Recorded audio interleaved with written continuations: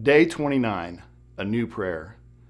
Today I want to talk with you about breaking up your prayer habits.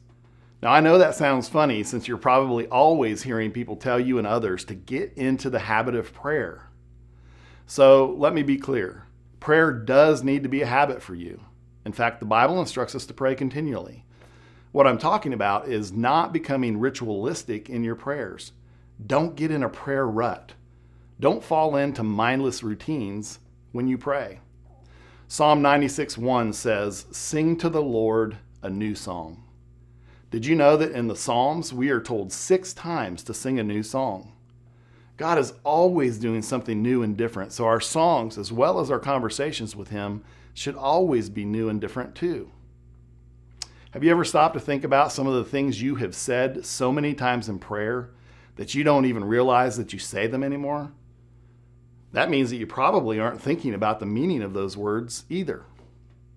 You're just repeating memorized phrases that have lost their meaning, or maybe were never meaningful at all. Think about someone that you love. How do you think they would feel if you said the same thing in the same way every time you talk to them? They probably wouldn't feel very loved. In fact, they wouldn't feel like they were important to you at all. They'd feel like you had stopped thinking about them, and so you just repeated the same things in the same way over and over. When we learn how to pray, but we forget why we pray, we've fallen into an unhealthy ritual, and we're just going through the motions spiritually. So I don't know about you, but I want my relationship with God to always be growing, to always be changing, to be interactive, to be dynamic and real. And I want my conversations with God to reflect that relationship. God doesn't want you to worship Him with just your memory. He also wants to worship with your imagination.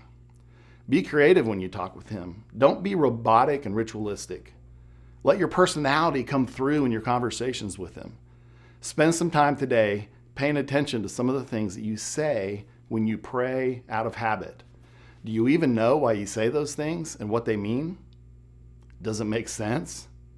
Do you even realize you say it? How can you begin to talk to God in a new and fresh way? Change up some of your prayer habits, and I'll bet it will breathe new life into your prayers. Today is a day for a new prayer.